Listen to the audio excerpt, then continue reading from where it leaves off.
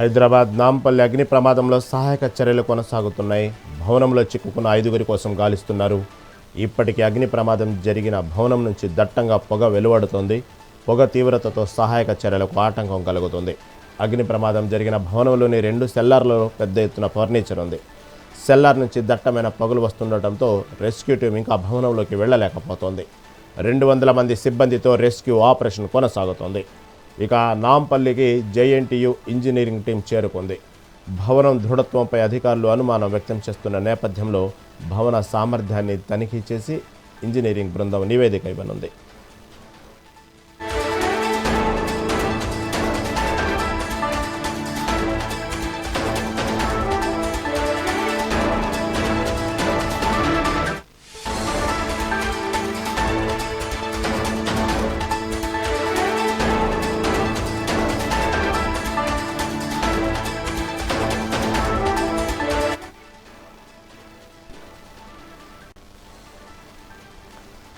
నాంపల్లిలో జరుగుతున్నటువంటి ఏదైతే అగ్ని ప్రమాద సంబంధించిన సహాయక కార్యక్రమాలపై మరింత సమాచారం మా రిపోర్టర్ హారిక లైవ్ ద్వారా అందిస్తారు.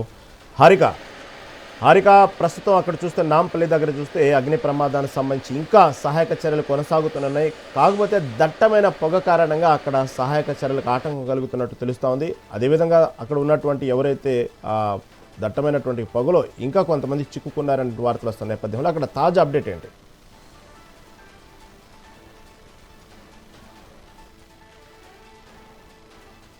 20 గంటల తర్వాత రెస్క్యూ టీం ఈ 2 బాడీలని ఇక్కడ గుర్తించడం జరిగింది.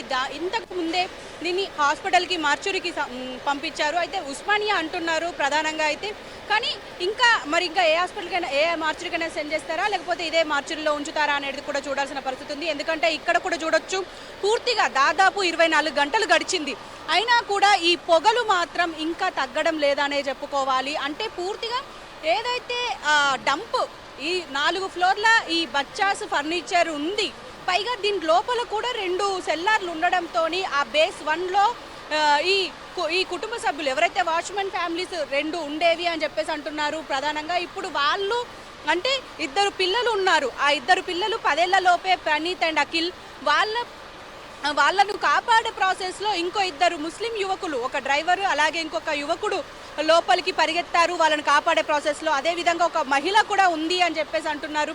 అందులో ముఖ్యంగా ఇప్పుడు ప్రస్తుతం 2 శవాలనైతే ఇప్పుడు తీసుకెళ్ళి ఇప్పుడు మార్చురికి అయితే తరలించారు అంబులెన్స్ ద్వారా. అయితే ఇక్కడ మనం మాట్లాడుకోవాల్సింది ఏంటంటే ఇప్పుడు ఈ బిల్డింగ్కి సంబంధించి మాట్లాడుతున్నారు. అంటే ఏదైతే దీని స్ట్రక్చర్ ఏంటి, ఎందుకంటే ఇటు సైడ్ కూడా చూడొచ్చు పూర్తిగా ఈ రేకుల షెడ్ వేసి, అంటే ఈ గేటుకు నుంచి మొత్తం షెడ్ వేసేసి ఇక్కడ మొత్తం మెటీరియల్ పెట్టారు. పైగా ఈ 2 బేసుల్లో ఇదే మెటీరియల్ పెట్టారు. అదేవిధంగా 2 కుప్లింగ్లు, అలాగే ఇటు హిటాచి లాంటి పెద్ద వీటి బుల్డోజర్ లాంటివి తీసుకొచ్చి మరీ కూలగొట్టినా సరే ఇంకా మట్టి నిండిపోవడం కూడా చూస్తున్నాము.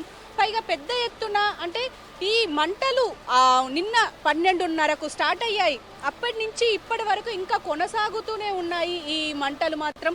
మరి ఇంకా లోపల ఇంకా అంటే ఈ మంటలకు సంబంధించి అంటే ఈ పొగ, దట్టమైన పొగ వల్ల లోపల మరి అంటే 5 నిమిషాలకు ఒక ఇక్కడ ఫైర్ ఇంజన్ అవుతుంది, అంటే ఫైర్ ఇంజన్ వచ్చింది. ఆ నీళ్లు ఈ సెల్లార్లో -1లో ఉన్నాయి అని చెప్పేసి అంటున్నారు. పడవలేసుకొని మరి ఫైర్ సిబ్బంది ఇటు రెస్క్యూ టీం మొత్తం వెళ్ళి అక్కడ వాళ్ళని కాపాడే ప్రయత్నం కూడా చేస్తున్నారు. కానీ ఇక్కడ నిన్న ఎంత ట్రై చేసినా కూడా చివరకు అసలు ఏం మిగలలేదనైతే తెలుస్తోంది. పూర్తిగా ఫర్నిచర్ మొత్తం కాలినా కూడా అంటే లోపలికి వెళ్ళడానికి మాత్రం అంటే రెస్క్యూ టీం ట్రై చేస్తుంది లోపలికి వెళ్ళడానికి, కానీ ఇక్కడ అసలు ఎలాంటి యూజ్ లేకుండా పోయిందనే చెప్పుకోవాలి. ఒక పక్క సెగ, ఒక పక్క పొగ, పూర్తిగా అంటే ఇటు సిబ్బంది వెళ్ళడానికి ఎంత ట్రై చేసినా కూడా వెళ్ళే పరిస్థితుల్లో అయితే లేరనే చెప్తున్నారు. పైగా రోబో ట్రై చేస్తామని అన్నారు, కానీ ఇందులో మరి ఏం ట్రై చేసినా ఏం చేసినా ఇప్పుడు ఇంకొక 10-15 గంటలు ఇంకా పట్టే అవకాశం అయితే ఉంది. ఎందుకంటే లోపల మెటీరియల్ నడవలేని పరిస్థితులు, అంటే పూర్తిగా మెటీరియల్ అంటే ఫస్ట్ బేస్మెంట్లో కావచ్చు, సెకండ్ బేస్మెంట్లో కావచ్చు, పూర్తిగా అందులో మెటీరియల్ నిండిపోవడంతో ఇప్పుడు ఒకటి రాజుకొని పూర్తిగా పొగ వస్తుంది. కాబట్టి అసలు లోపలికి వెళ్ళి కాపాడే ప్రయత్నం, అలాగే లోపల ఉన్న వాళ్ళని, చిక్కుకున్న వాళ్ళని తీసే ప్రయత్నం ఎంత చేసినా కూడా యూజ్ లేకుండా పోయింది. ఒక పక్క జేఎన్టీయూ అలాగే ఇటు ఇంజనీర్స్ వచ్చినా కూడా దీని బిల్డింగ్కి సంబంధించిన పూర్తిగా స్ట్రక్చర్ అలాగే దీని పూర్తిగా ట్రై చేస్తున్నారు. కానీ ఏది అసలు దీనికి ఒక నివేదిక కూడా ఇవ్వాలి అని అంటున్నారు. మరి ఈ నివేదిక తర్వాత మరి ఓనర్స్ ఎలా రియాక్ట్ అవుతారు అనేది కూడా చూడాలి. ఎందుకంటే పూర్తిగా చూసినా కూడా ఇక్కడ ఈ బిల్డింగ్ స్ట్రక్చర్ చూసినా, ఏ విధంగా చూసినా దీనికి పర్మిషన్స్ లేవు అంటున్నారు. అదేవిధంగా ఏమీ అసలు పర్మిషన్స్ లేని బిల్డింగ్, దాదాపు 4 ఫ్లోర్లు, దాదాపు కొన్ని సంవత్సరాలుగా. ఎందుకంటే ఇప్పుడు ఇక్కడ ఈ చిన్న పిల్లలు ఎవరైతే ఉన్నారో ప్రణీత్ అండ్ అఖిల్, వాళ్ళ పిల్లల తండ్రి దాదాపు 20 ఇయర్స్గా ఇక్కడే పనిచేస్తున్నారు అని చెప్తున్నారు. ఈ 20 ఇయర్స్గా ఇక్కడే, అంటే పెళ్ళికి ముందు నుంచి ఇక్కడే పనిచేస్తున్నారు అంటున్నారు. అంటే అది అప్పటి నుంచి వెళ్ళి ఇక్కడ ఇదే విధంగా ఉంది అని అయితే తెలుస్తుంది. మరి ఈ సందర్భంలో మరి ఇటు పూర్తిగా అంటే ఇటు ఒక పక్క ఫ్యామిలీస్ ఉన్నాయి, ఒక 2 ఫ్యామిలీస్ అంటున్నారు. మరి పూర్తిగా 5గురు ఉన్నారు అని అంటున్నారు. అందులో 2 దొరికినప్పటికీ కూడా ఇంకా 3, అంటే అందులో పిల్లలు 2 ఉన్నారు. మరి వీళ్ళకు సంబంధించి మరి ఏమైనా ఆచూకీ తెలిసే అవకాశం ఉందా లేదా అనేది కూడా తెలియాల్సింది ఉంది. అలాగే పూర్తిగా అంటే ఏదైతే మనం మాట్లాడుకుంటున్నా ఇప్పుడు ఈ ఫైర్ యాక్సిడెంట్కి మాత్రం ఒక ప్రధాన నివేదిక మాత్రం ఇంతవరకు రాలేదు. అలాగే ఇప్పటికీ కూడా అంటే అసలు మరి ఎందుకు జరిగింది, ఎలా జరిగింది అనేది కూడా ఇంతవరకు తెలియరాలేదు. మరి ఒక పక్క షార్ట్ సర్క్యూట్ అంటున్నారు. జనరల్గా ప్రతిసారి యాక్సిడెంట్ జరిగిన ప్రతిసారి, ఫైర్ యాక్సిడెంట్ జరిగిన ప్రతిసారి ఈ షార్ట్ సర్క్యూట్ అంటారు. మరి ఏ తప్పిదం వల్ల జరిగింది అనేది మాత్రం ఇంకా పూర్తిగా తెలియలేదు. కాబట్టి మరి ముందు ఏమైనా తెలిసే అవకాశం ఉంటుందా అనేది కూడా చూడాలి. అదేవిధంగా ఇంకో పక్క నిన్న కలెక్టర్ అలాగే సిపి సజ్జనార్ కూడా వచ్చి ఇక్కడ పర్యవేక్షించారు. పూర్తిగా సహాయక చర్యల్లో వాళ్ళు కూడా నిమగ్నమయ్యారు.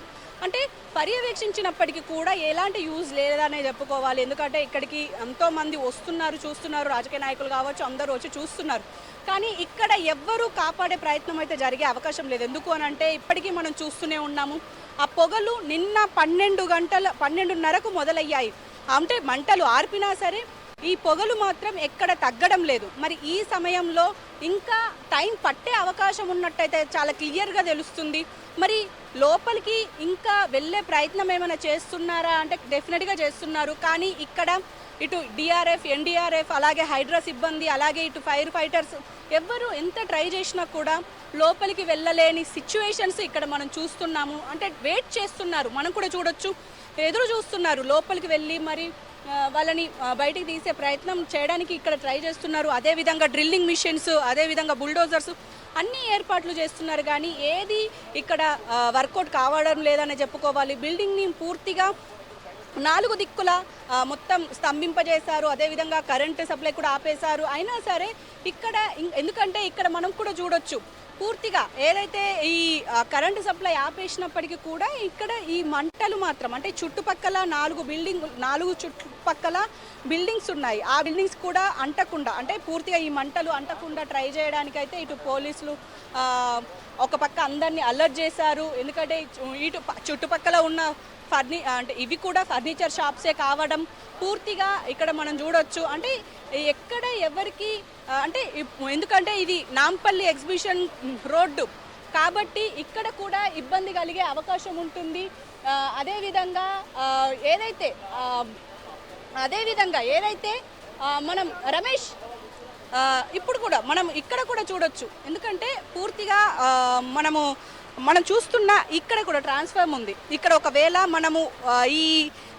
ఒకవేళ ఇక్కడ ఆపకపోయి ఉంటే, ఒకవేళ అలర్ట్ కాకపోయి ఉంటే ఇంకా పెద్ద ప్రమాదమే జరిగే అవకాశం ఉండేది. ఎందుకంటే మనం చూడొచ్చు ఈ ట్రాన్స్ఫార్మర్ కావచ్చు, చుట్టుపక్కల ఫర్నిచర్ షాప్స్ కావచ్చు, అంటే పెద్దగా జరిగే అవకాశం ఉండే. కానీ ఇక్కడ మనం చూసుకున్నట్టయితే ఏదైతే మనం మాట్లాడుకుంటున్నాం ఈ ఫర్నిచర్ షాప్కి ఈ గోదాంకి కూడా ఇక్కడ పర్మిషన్స్ లేవు అని అంటున్నారు ప్రధానంగా. మరి వాళ్లకు మరి ఎలాంటి ఇన్స్ట్రక్షన్స్ ఇచ్చారు, మరి ఇచ్చిన ప్రకారం వాళ్ళు మరి ఫైర్ సేఫ్టీ ఏమైనా యూజ్ చేశారా లేదా, చేస్తే ఇంత పెద్ద దారుణం జరిగే అవకాశం ఉండదు. మరి ఇన్ని చాలా ఫ్యాక్టర్స్ ఉన్నాయి. మరి ఈ ఫ్యాక్టర్స్లో మరి ఇప్పుడైతే ప్రస్తుతం అయితే శాఖ చర్యలు అయితే ఒక పక్క జరుగుతున్నాయి. ఇంకా సేపట్లో వీళ్ళను కూడా అంటే మిగతా వాళ్ళను కూడా గుర్తించే అవకాశం అయితే కనిపిస్తుంది. ఇక్కడ కూడా చూడొచ్చు వాళ్ళ పిల్లల తల్లులు కావచ్చు, లోపల ఎవరైతే ఉన్నారో వాళ్ళ కుటుంబ సభ్యులు కూడా ఇక్కడ ఎదురు చూస్తున్న పరిస్థితి మనం చూస్తున్నాము. ఎందుకంటే వాళ్ళు మా పిల్లలు అలాగే మా పిల్లలు అలాగే లోపల ఉన్న వాళ్ళ పిల్లలు ఎలా ఉన్నారో అని చెప్పేసి ఇక్కడ బయట ఎదురు చూస్తున్నారు. ఖచ్చితంగా మాకు తెలుస్తుంది మా వాళ్ళు బతికొస్తారు అని చెప్పేసి ఇక్కడ కళ్ళు తెరుచుకొని మరి అంటే దాదాపు 20 గంటల నుంచి వెళ్ళి అంటే నిన్న ఎప్పుడైతే యాక్సిడెంట్ స్టార్ట్ అయిందో అప్పటి నుంచి వెళ్ళి ఇలాగే ఎదురు చూస్తూనే ఉన్నారు.